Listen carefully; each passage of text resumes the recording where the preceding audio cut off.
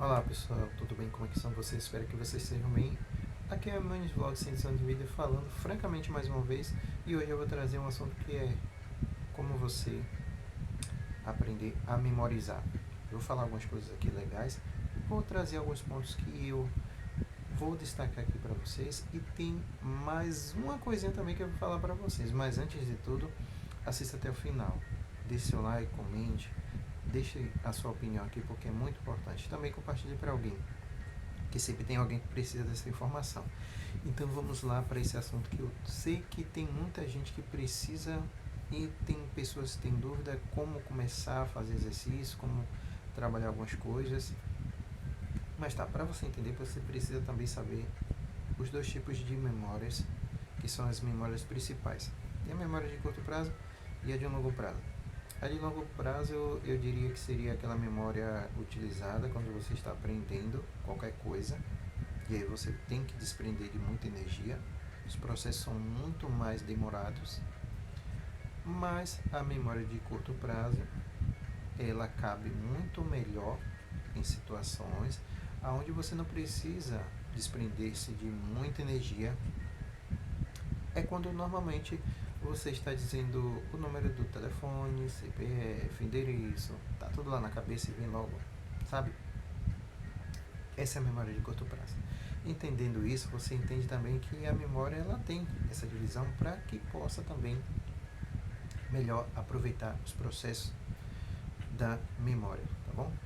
E tem algo muito fantástico que acontece, é que esses processos, todos eles são bem assegurados para que a informação chegue e que você não tenha uma perda é, de alguma coisa, algum conteúdo, sabe? Tudo está bem direcionado, bem trabalhado. Mas aqui eu não vou te dar uma aula de processos psicológicos, não. Mas eu vou falar coisas que são realmente são reais e que vão te ajudar nesse processo. Mas antes de tudo, por exemplo, não esquecendo, você que chegou até aqui, não esquece de assistir até o final, tá bom?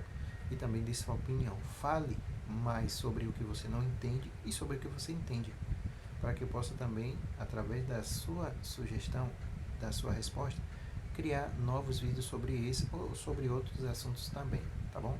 Fica aqui combinado, viu?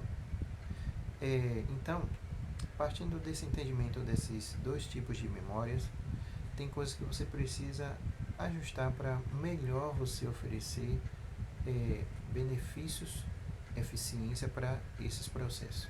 E uma dessas é você trabalhar a sua alimentação para que você fique bem fisicamente. Bem fisicamente também vai melhorar os processos também neurológicos, tá bom? Exercício físico também é muito importante. E olhe que exercício físico não é você sair andando aqui e voltar. Não, é você ter algo programado, sistematizado, tomar sua aguinha e depois fazer seu exercício. Conforme você vai fazendo exercício, tomando sua água, se hidratando, seja com água, com suco. E também ter noites confortáveis de sono é muito importante também para a renovação também.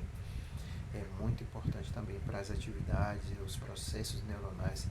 Tem o sono REM, que é o movimento rápido dos olhos, que esse processo é um processo que se dá também para fazer uma renovação celular, e dos processos também neuropsicológicos também.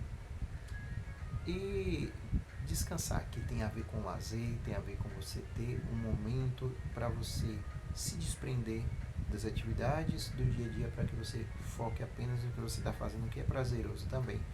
E uma coisa também que é muito curiosa dentro disso daí, que são as atividades que você pode malhar o seu cérebro. Sim, você pode malhar o seu cérebro assim como você malha sua parte muscular, que é através de jogos. Tem os jogos matemáticos aí, tem os jogos de quebra-cabeça, tem os jogos também de para você raciocinar, para você interpretar também, é muito interessante também. Esses são jogos que vai malhando a sua área cerebral. Mas tá aí uma das coisas que mais me chamam a atenção também. Por quê? Vou contar a minha experiência. Por exemplo, quando eu estava e quando eu entendi algumas coisas em relação ao estudo, mas as minhas, que eu digo, técnicas, isso se aplica, não é uma receita, porém é um meio para você entender como é o seu processo e você começar a estudar e começar a memorizar também, tá? Mas vou contar a minha experiência de estudo.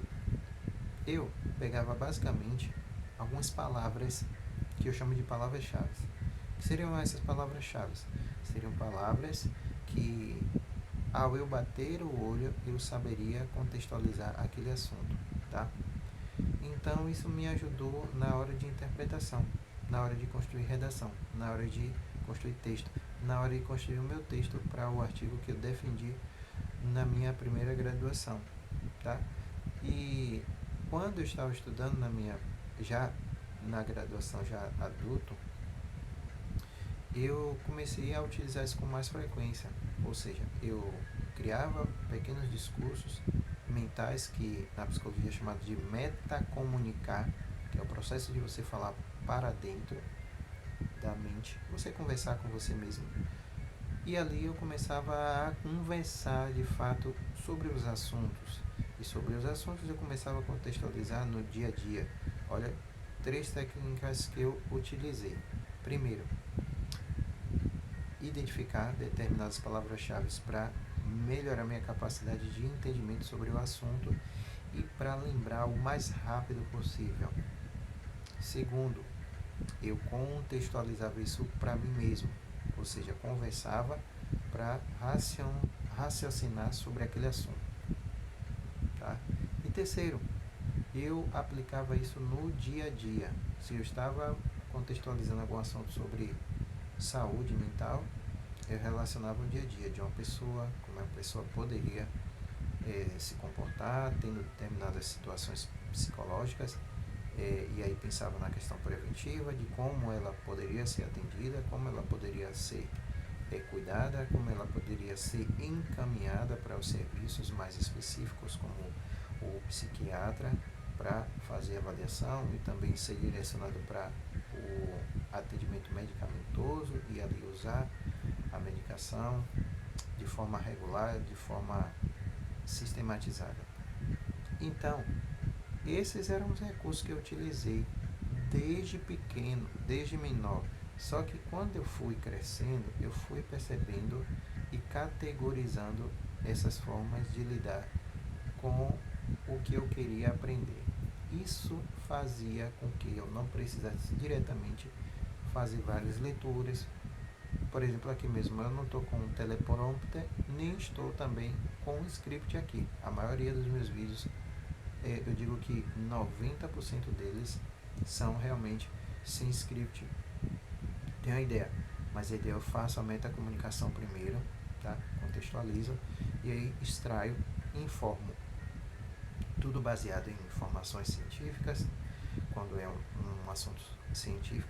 Quando é um assunto também sobre variadas coisas, eu trago também todo bem categorizado, arrumando ele de começo, meio e fim, para que você perceba como é que se desenvolve e como isso pode fazer com que você memorize. Eu digo com certeza, isso me ajudou, já ajudou pessoas também a memorizar e a partir dessas pessoas começaram a extrair uma forma de memorização. Trouxe para você 3 segredinhos preciosos sobre como você memorizar. E dei também as dicas para você melhorar a sua memorização e para você também melhorar a sua performance física e mental também, tá? Então, eu queria que você deixasse aqui nos comentários qual foi a sua dúvida, o que você poderia falar para que eu pudesse criar novos vídeos. Coloque a sua opinião, coloque se você tem dificuldade ou não de memorizar, tá? E compartilhe. Se inscreva se você não é inscrito. Se você quiser conhecer o meu trabalho, tratamento psicológico online, focado nesse tipo de aprendizado, tem aqui o meu contato. Se você quer fazer também mentoria acadêmica ou até mesmo aprender como construir o TCC, meu contato está aqui também. Eu vou ficando por aqui, nos vemos numa próxima. A gente fui.